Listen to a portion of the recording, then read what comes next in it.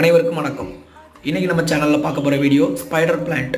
இப்போ நீங்கள் பார்த்துட்டு இருக்க இந்த 2 ஸ்பைடர் பிளான்ட்டையும் பாருங்கள். நெக்ஸ்ட் காட்ட போகிற அந்த ஸ்பைடர் பிளான்ட்டையும் பாருங்கள். எப்படி இருக்குது, ரெண்டுக்கும் உள்ள என்ன வித்தியாசம் இருக்குதுன்னு பாருங்கள். இதை பார்த்தீங்கன்னா வெளியில் பார்க்குறதுக்கு உங்களுக்கு நல்லா பச்சையாக க்ரீன் கலரில் இருந்த மாதிரி இருக்கும். ஆனால் கீழேருந்து பார்த்தா நல்லா வாடிட்டு வருது. மரம் பட்டு போகிற மாதிரி இருக்குது.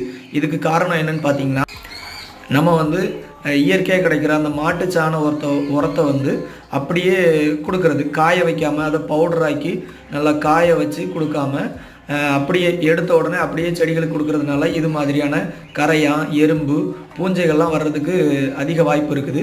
அப்படியே கொடுக்கும்போது வேர்களில் போய் இந்த பூச்சிகள்லாம் வேர்களை அரித்து மரம் செடிகள் சீக்கிரத்தில் பட்டு போகிறதுக்கான வாய்ப்பு இருக்குது. முதல்ல பார்த்தா அந்த 2 ஃபோட்டோவுக்கும் அந்த 2 செடிகளுக்கும் நாங்கள் 1 வாரமாக நல்லா காய வச்சு கொடுத்தோம். அதனால நீங்களும் இதே மாதிரி நல்லா காய வச்சு உரங்களை கொடுங்க.